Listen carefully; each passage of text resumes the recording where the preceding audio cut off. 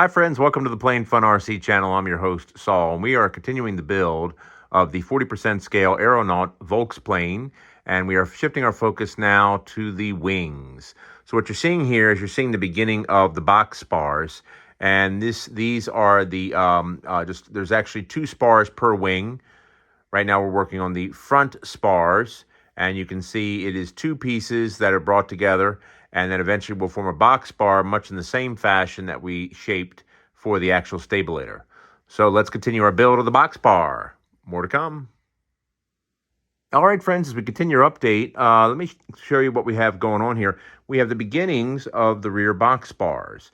Now, let me point a couple things out to you. You'll notice we've got 2 here that say front and 2 here that say rear. The front portions that say front are going to make up the front portion of the rear box bar. These 2 that say rear are going to make up the rear portion of the box bar. The reason why there's no slots cut here is because this is where the aileron is going to wind up sitting. So that's why it looks the way it does. So keep that in mind as you're joining the halves together. All right, friends, let's continue our update and the build of the box bars. More to come. All right, friends, as we continue our update, let's talk scarf joints. Scarf joints are used to glue 2 pieces of wood together when you need one long piece, such as for a wing. So let's talk about this particular kit. So in the instructions, it says to measure from the end of the wood to 30 millimeters and draw a line. And after you draw the line, then go ahead and draw another line from one corner to the next corner, and then make the cut and join the 2 pieces to get together.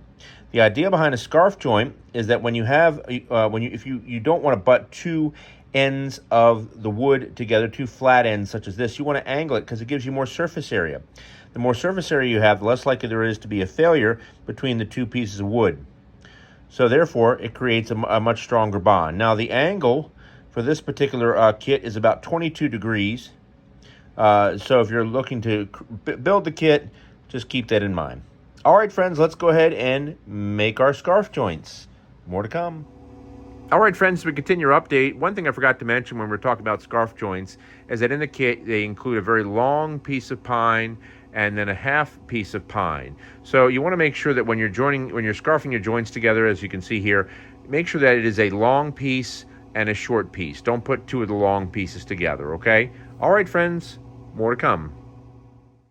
All right, friends, as we continue our update, we are building the box bars. So we've gone ahead, we have spliced together our pine strips, and now we are preparing to glue the pine strips onto the laser cut plywood pieces. Let's talk about what we have going on here. So you can see the kit comes with these little jigs right here. And these jigs are, once again, very similar to the jigs that you saw on the stabilator there, shaped like an E. And the center portion here is a little shorter than these 2 outer portions, because what happens when you take the jig and you place it on there, it centers the pine strips directly onto the actual plywood piece itself. And then what we'll do is we'll take a very large and long piece of wood and we'll lay it all across here so it's nice and even, so we have even pressure, and then we'll glue these down. And you want to use 30-minute epoxy on this because you want something that's going to have a very strong bond. Plus, you're going to need the working time because you've got to spread a lot of epoxy on a very long piece, as you can tell. All right, let's get our pine strips glued in place. All right, friends, we have not 1, but 2 box bars going at the same time. Let's let those sit for 8 hours, and more to come. All right, friends, we've got our spars on the first sheet of plywood for our box bars, and they look great. So now we're going to go ahead, we're going to be taking these inserts here, and we've got T3A, and also this is T3B. And these inserts here and these here are going to go in between the pine spars. So T3A is going to be stacked, and then will be dropped right into that slot. T3B is the same thing. It's 2 pieces, and you can see them there.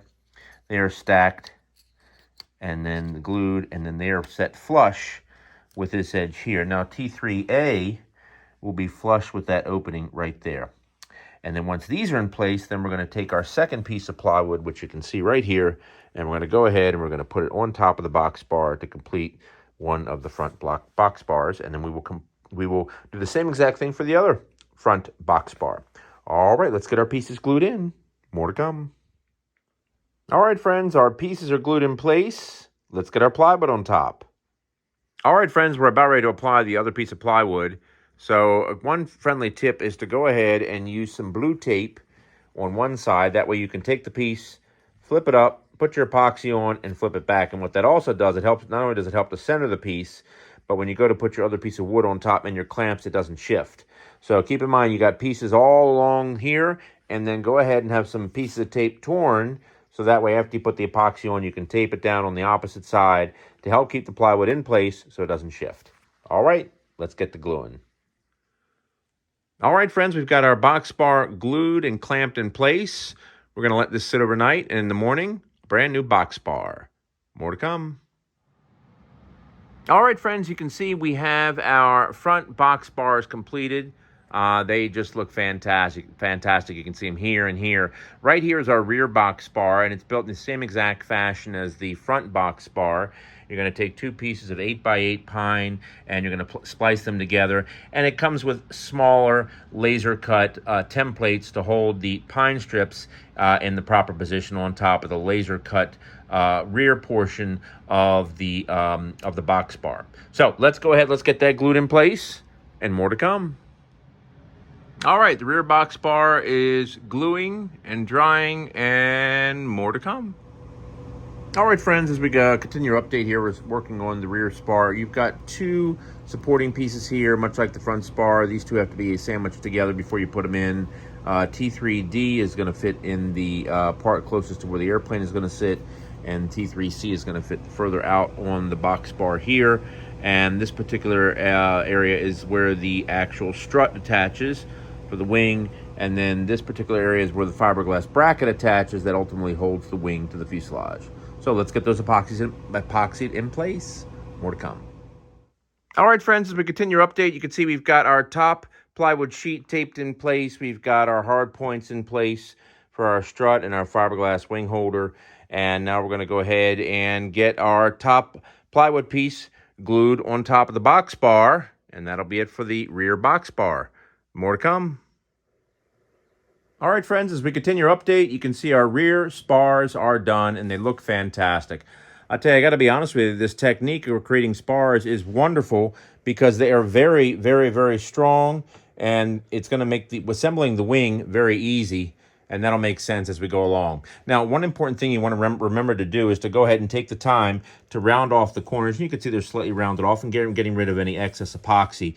You can see on this one we haven't yet rounded off the corners, and we've got quite a bit of excess epoxy there, which needs to be taken care of. So we're gonna get rid of that. 220 grit will be fine. That'll easily round it off, and just a slight rounding. Be very careful not to take out any chunks out of the pine strip, otherwise you'll wind up weakening the box bar. So just something to keep in mind. All right, friends, let's go ahead and finish rounding off our corners, and then we'll start putting the wing together. All right, friends, we are beginning the process of building the wing. Let's talk about what we have going on here. So we're starting off with our front ribs. The ribs are divided up into three sections, for most of them, front, middle, and rear. Now, you're starting with your front spar, as you can see here, and the key thing you want to remember is be very aware which spar will be the left and which spar will be the right. Here is the outbound portion of the wing, and the inbound portion is over here. And you can see we've put on one of our temporary wing attachment holders. This part will get slid into the fuselage, and that's how the wings will attach. I would strongly suggest that you label them very carefully with regards to which spar is which, and that it is the front side. Now, we're looking at the wing head on. So your lower number ribs start here, and the higher number ribs go all the way out to here. So for example, like W9 goes here. What we're doing is we're starting with our ribs that fit into the slots. Start with those first, and then go ahead, and then you'll wind up putting ribs in between many of these ribs here, and it describes it in the actual instruction manual. Now, you'll notice I have it elevated. That's very important, because when you start putting in T12, which are these ribs right here. They have this very long piece, and you're going to need what looks to be roughly about almost 6 inches, well, 4 inches minimum of space between the spar and the table. So that's something to keep in mind. All right, let's go ahead. Let's get our ribs glued into place. And one more thing I want to mention to you, be aware this rib is not in a slot, so be aware of it. You'll notice here where my middle finger is, there's a notch here, and that notch is very important because when you put this down on the wing, like so, you can see the space there, but you need to make sure that this part here and that part there contact the wing. Now, there's one small problem. The laser cut space where my middle finger is not deep enough for this to clear, because the rib will be glued into place, and then later in the instruction, this will wind up getting slid underneath that rib. So you're going to have to go through and make the notch just a little bit bigger. And you can see here I've drawn a line, and that is the top of the fiberglass piece. So it's not much you need to remove, but keep that in mind not only on the rib here, but also on the rib that goes behind it right here. There's our notch right where my little finger is, because at the very end of this wing, you have a fiberglass bracket here and one directly behind on the back side of the front spar, and that piece is right here. So it has to clear not only the front rib, but the middle rib as I just showed you. So keep that in mind before you glue the ribs in place. Make sure that the rib comes in full contact with the spar, and that's important for all of these ribs. They have got to come in full contact with the spar. Absolutely critical. Absolutely critical. All right, let's go ahead and get our front ribs glued. More to come. All right, friends, as we continue our update, you can see we've gone ahead and started putting some of the ribs on the leading edge. Let's talk about what we have going on here. So you can see these ribs here, this one here, and many of the others that don't have these little overhangs here, they are the ones that went in the slots. These are the ribs that go in between the ribs.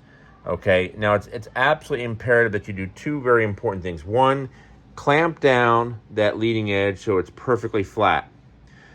And two, make sure that when you put these ribs on that are not going in the slots, that they are perpendicular. And of course, the ones in the slot as well. Absolutely critical, because if they're not straight, you're going to have a very difficult time assembling the rest of the wing.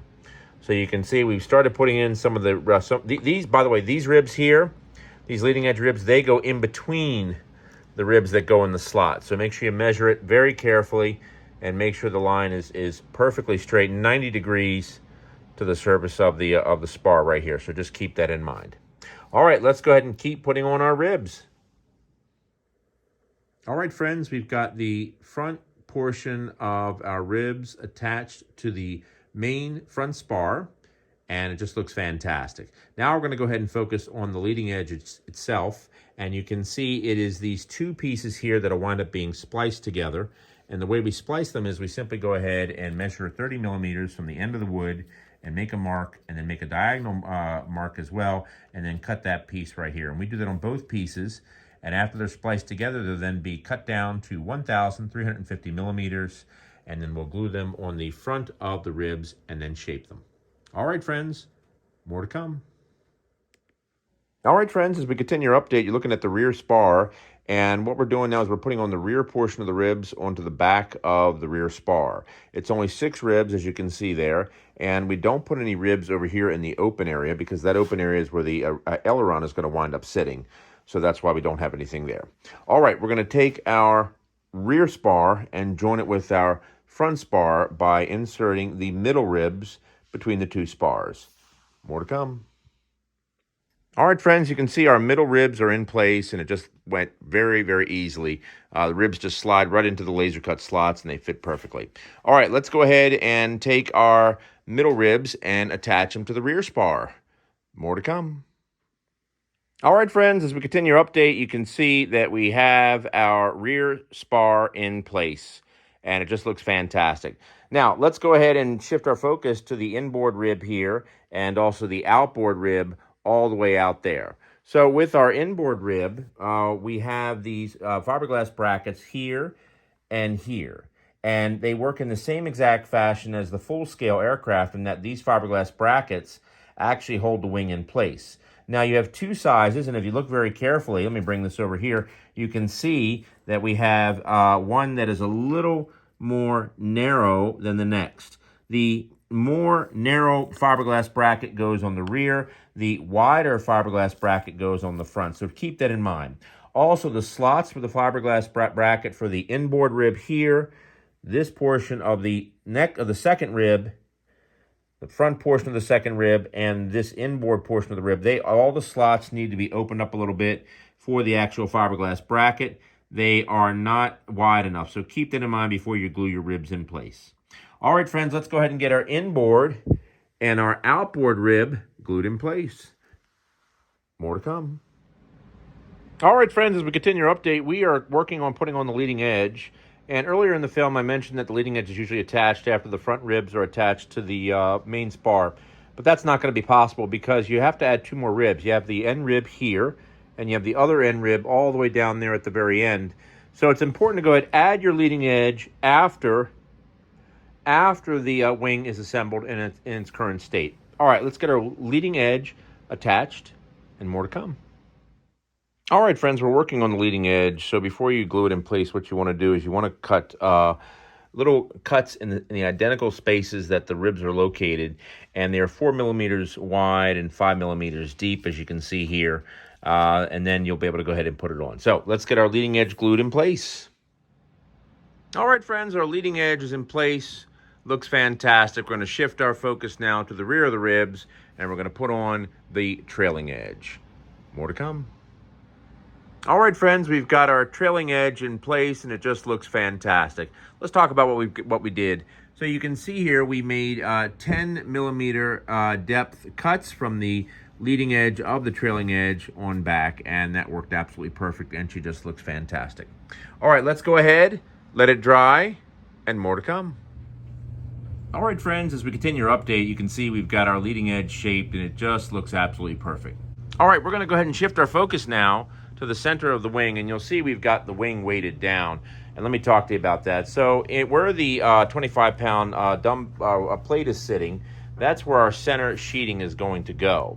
And the reason why we have the wing weighted down is because we're getting ready to actually do the sheeting, and I'll explain. First and foremost, if you look right down in that gap there, you'll see we've got 1.5 millimeter pieces under the ribs where the sheeting is going to be placed. And that's because if you look very carefully here, at the rib, you'll notice there's a little laser cut gap there. And what they did is they laser cut 1.5 millimeter gap, so that way when you put the sheeting on, both on the top and the bottom, it sits nice and flush. So therefore, the plywood that's sitting down there is 1.5 millimeter, and then that way when you're putting the weight on the actual wing, it doesn't depress the wing any further than it needs to be, thereby making sure that the spar is nice and straight. Now, before putting your sheeting on, you're going to be putting on 5 by 5 millimeter balsa strips, as you can see here, and we're going to be putting them on the spar here, here, and here, both on the rear spar and on the front spar. And the reason for that is because when you go to put the sheeting on, not only will it be glued directly to the rib itself, but you're going to need to make sure that you have some balsa here so it has something to grab hold of. All right, friends, let's go ahead and get our balsa in place and then our sheeting. More to come.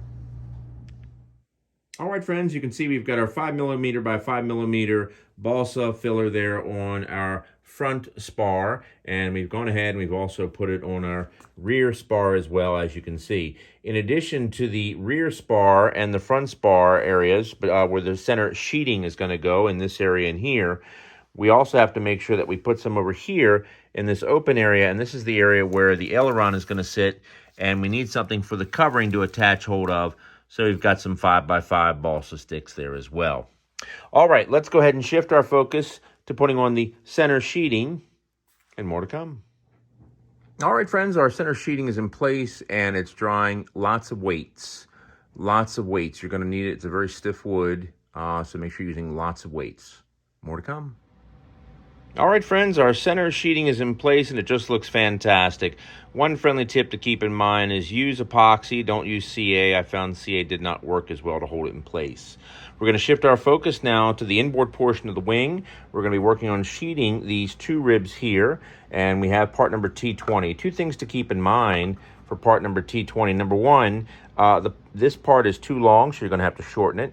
And number two, part number T20 is too narrow. So when you go to remove the T20 from the die, you'll see a little piece of the die of the actual plywood on the immediate left of the part. Go ahead and cut that off and CA that to the part itself. And then that will give you the proper width. Now the way we determined the length was actually quite simple. You'll see there's a notch here and a notch here. And you want to make sure that you go through and that you bring it, measure all the way back to the notch in the rear. And that's important. So that way you can go ahead and get the proper length. These ribs sit 1.5 millimeters shorter than the rest of the ribs, so that way when you put the sheeting on, the sheeting sits nice and level with the rest of the wing. Now make sure you put some 5 millimeter by 5 millimeter filler here on the rear spar and on the front spar before attaching the part. Don't worry about the fiberglass pieces here. The hold down, that is the very last step. You'll still be able to access the holes here because there's no sheeting on the bottom portion between these two ribs, just on the top itself. All right, let's get our sheeting in place and more to come. All right, friends, our T20 sheeting is in place and it looks fantastic. Let's talk about some of the other things that we've done as well. You can see here we have T24. T24 are the trailing edge end caps, and you can see them. We have them here as well. I did make one mistake. When you come down here to the very last rib, we don't put one here at all. There's a longer strip here, T22, which actually extends 15 millimeters onto the sheeting here, the center sheeting, and then goes all the way down to here. So I had to cut a little notch to accommodate this because I put this on first. It is what it is. Anyway, down here we've got T23. You can see that's also an end strip. We're looking at the inboard portion or the outboard portion of the wing, excuse me. So therefore, it's going to go out there. Now, two things you need to do. You'll need a little filler right here on top of that spar, and you're going to need another little filler right here on the front of the spar. 5x5 should be fine. And that's it. And then actually that stayed on very nicely with a little CA, so you're fine there. All right, let's go ahead. We're going to continue doing some more sheeting on the bottom half. More to come. All right, friends, as we continue our update, we are looking at the bottom of the wing and we are preparing to install the bottom sheeting on the bottom of the plane. Now, let's talk about what we have going on. First of all, this part number T19, it is too wide this way, so you'll have to trim off a little bit to get it to fit. Fortunately, the bottom airfoils are flat, and therefore it makes installation very easy. Now, what we've got going on here, this is the beginning what will be our servo door. You can see I have one half installed, the other half I left out so you can see how it works. This will get slid in there, and then these halves will get glued in place, and that gives us something to grab hold of. Now keep in mind there is a laser cut part that is attached to here. You want to keep that because that becomes your door, so don't throw that part away, okay? And what I'm talking about is this piece right here. Keep that there. That is directly from there. That is your servo door, so don't throw that away. Okay, a couple things we want to point out to you. First of all, let me move this door out of the way. You want to make sure that you're putting filler between the pieces, much like we did on the upper portion of the wing. And of course on the rear spar, don't forget that as well. And that just goes in the area, only the area where the sheeting is going to go. Now, where the aileron is going to sit, same thing. We've got to put some filler in here. This is going to give a chance for the covering to grab something to grab hold of. And we do have another piece. You can see the piece that's here. There's also going to be one that's going to be placed on the bottom, back in here. So make sure you've got a filler piece here and here on the front spar. Now let's move on over to our trailing edge. You can see we've got our trailing edge tabs in place all along here. Now we do not put one out here because once again the same strip you see here is going to be run on the bottom, but that's not going to be put on until after the sheeting is in place. Okay, so keep that in mind. Over here there is no bottom sheeting here, only a top. Okay, and I suspect because on the full size, this is what you would step on to get into the airplane. So obviously they had to have something here. So so that's why you only see the sheeting on the top. Plus, I don't think you'd want to put it on the bottom because then it would make accessing these bolts here for your fiberglass hold downs, which is what those holes are for, rather difficult. So keep that in mind. All right, that's everything so far. We're working on getting our sheeting in place. The biggest thing now is deciding how we're going to go ahead and position our servo, which is going to be sitting here, whether we're going to have it on its side or sticking up or maybe even hidden. So we have the push rod coming out of the actual spar itself, but still contemplating that. More to come. All right, friends, as we continue our update, we are moving on to mounting of the servo for the left wing, and we want to do that before we go through and put on our large sheet for the center section. So let's talk about what we did here to go ahead and get it to where we are. So to mount the servo, let me share with you some of the things I have. First of all, we're using a JR servo, high torque, as you can see here. We've got our Hanger 9 2-inch servo arm, aluminum servo arm, and we're using a Seacraft side mount servo tray, if you will. And ultimately, this is what we came up with right here. You can see we've got, and where my thumb is, there's our Seacraft side mount servo tray. We've got our 2-inch aluminum arm. Now, to get it the way it is, we had to do a couple things. First of all, you'll see the red outline. The red outline is the frame that's used to hold the door in place, and you can see the frame right here on the actual sheeting itself. And then, so that makes up the outline, and we need that outline so we know where not to go with the servo. Now, you'll notice we've got a couple plywood pieces here. We took one of the supporting structures that they include, and I'll talk more about this in a second. We cut it in half and went ahead and glued it onto the actual door itself. And the reason for that is if you look at the door, it's very thin. It's only about 1.5 millimeters. So we needed something that was going to act as a supporting structure to hold the side mount servo frame in place. Now, you won't be, the arm obviously is quite long. It's more like 3D than anything, but that's okay. You're not going to be able to cut the slot really long because, as you can see, the slot comes right up against where that red line is, where the frame sits. So therefore, it's better to have the longer arm because that means the servo won't have to move quite so much to get the proper amount of throw out of the aileron.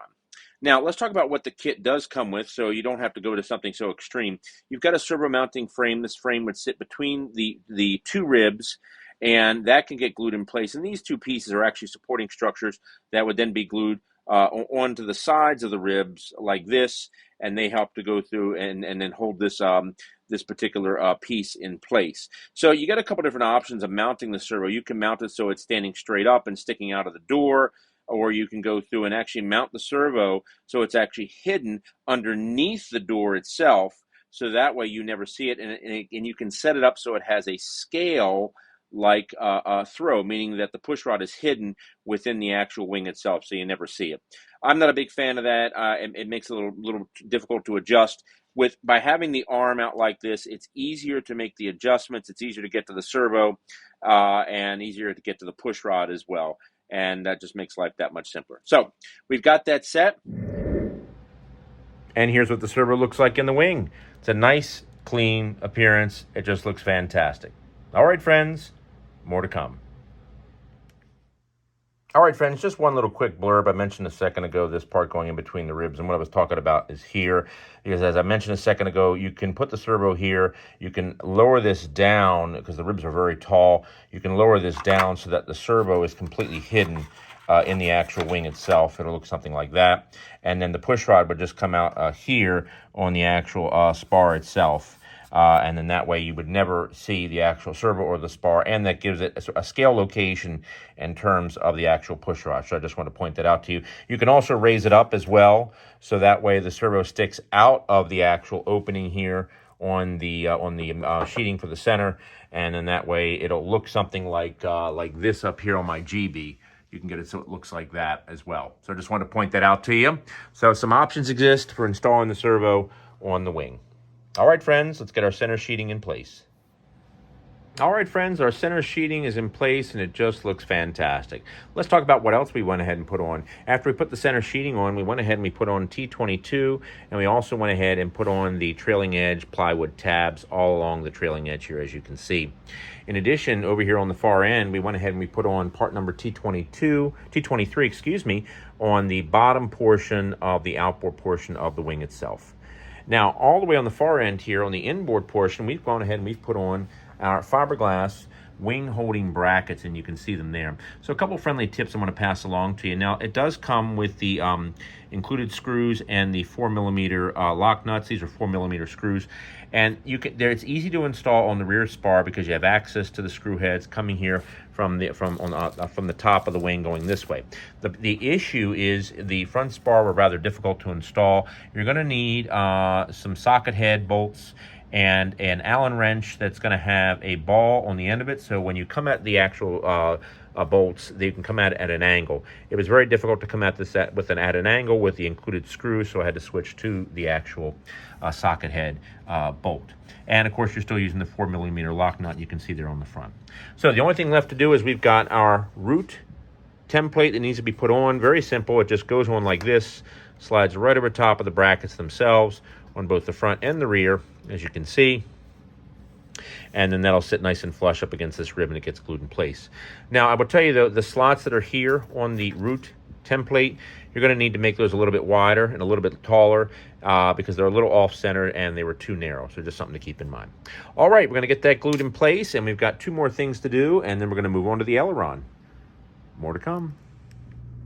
All right, friends, you can see we have our fiberglass strut brackets in place on both our front spar and our rear spar, and they are being held in place with 2 4mm screws with 4mm lock nuts. Now, you'll notice here we have our balsa strut plates, and that is 2 4mm laser cut pieces. You'll need to have the openings open up a little bit more, and of course cut your notch out. And when we look on the side right here, right where I'm pointing, notice how it sticks up. You're going to need to take that piece and sand the profile so it matches the rib, not only on the front, not only on the rear, but also on the front as well. Notice that the balsa strut plates on the front are square and the ones on the rear are curved. So do keep that in mind when you're doing it. Now, friendly tip too, be aware of your fiberglass brackets. This bracket here on the front is taller than the rear bracket. This is a rear bracket I have in my hand, so just be aware of that when you go to attach it. And that's because the front spar is much taller than the rear spar. All right, let's go ahead and get our balsa plates glued and sanded, and more to come. All right, friends, as we continue our update, we are in the process of building the aileron. So let's talk about what we have going on here. First and foremost, there is the balsa leading edge here, and that is 6mm by 30mm by 530mm, and that is cut down to 515mm in length. And then you just take these pre-cut ribs that come with the kit, and you just go ahead and you just glue them at 90 degrees and just make sure they're placed nice and flat on the table. Then now we're going to go ahead and put on our trailing edge on the aileron itself, and we're going to be making little notches, if you will, where the ribs sit. And then we're also going to be adding a hard point here for our control horn, so we can be able to move the aileron. So let's continue on. More to come. All right, friends, you can see our aileron is just about complete. Let's talk about what we've got going on here. So you can see we've gone ahead, we've put on our trailing edge caps here, both on the top and also on the bottom as well. You can see it there, and there's just the 2. Now on the top here, we've gone ahead and put on our flexible plywood strips, and there's 3 on the top, and as you can see, there is also 3 on the bottom. We also went ahead and shaped our leading edge to match the angle of the ribs. Now, let's talk about the leading edge itself, because we've got to go through and sand that. So when you're doing your leading edge, one of the things that you'll have to do is to go through and to measure 10 millimeters from the top on down, and then on the top and the bottom of the leading edge, you're going to measure 5 millimeters from the front of the leading edge and back. And what that does, that's going to determine the angle, and you can see here I've hand drawn what the angle will look like once it's sanded. So that's really what you're looking for. All right, let's go ahead and get our leading edge sanded and get our hard point in place for our control horn, and more to come. All right, friends, as we continue our update, our aileron is done. Let's talk about what we did here. First and foremost, we put on our outer rib here, as you can see from the side. The outer rib in the full scale would actually contain a counterweight where that little lump of wood is located. So there's no real counterweight, just a mock counterweight. Now, what we did here on the actual aileron is we did a couple things. First of all, we did go ahead and sand our leading edge, as you can see here from the side. So we got the proper shape. Now, friendly tip, I'm going to make a recommendation that you not use the directions listed in the manual and that you just draw a center line on the leading edge of the aileron. And the reason for that is very simple. First of all, you can see we went ahead, we hinged our aileron. We're using our Robart hinge point hinges. The kit does include 2 of them, but on an aileron of this size, you're going to need 3. So make sure you're using 3 Robart hinge point hinges. The reason why I recommended a second ago to go ahead and drill in the or sand the leading edge in the center as opposed to the way you see it now is because when you go through and you drill the holes here for the hinge point hinges, they wind up going slightly through the pine spars that make up the box bar itself. And I'm not too concerned about structural integrity because there's more than enough surface area and material here where it's not going to fall apart in the air. We're not doing 3D aerobatics or anything extreme. But still, it would be a good idea because there's an open space between the pine spars here. So if you drill in the center, you don't have to worry about any loss of structural integrity. Now, what we also did when we hinged the aileron, we went ahead, we put on some balsa blocks here where we went ahead and inserted our hinge point hinges. And we did that the same here, same thing here on the rear box bar on the inside. And that gives a little more surface area because this rear box bar is very thin and the leading edge is also somewhat thin as well. So you want to make sure you have enough surface area so those hinges don't come out. Finally, what we also did is we went ahead and we put on our hard point. You can see it right there. And what we wound up using for a hinge, or for a horn, excuse me, is the Sullivan Giant Super Horn, and it's at part number S567 in case you want to get it. The reason for that, and let me see if I can show you, is you'll notice when you look at how the aileron sits, notice the large spacing between where the horn sits and where the and where the hinge point is located, okay? And so you're going to need a horn that's at least 3/4 long. A standard horn that you would see on most airplanes is not going to work. So you need something that's going to extend outward like this. And now, when you do put your horn in, don't forget to permanently put glue on the screw that comes with the horn kit because you don't want that rotating when you're screwing the horn down to adjust it to the proper height. All right, so that is the aileron. It's finished, and the wing itself is also completely done as well, and I'm very, very happy with it. Rather than me boring you with the right wing assembly, we're just going to go ahead and assemble it. But thank you for watching, and there's more to come.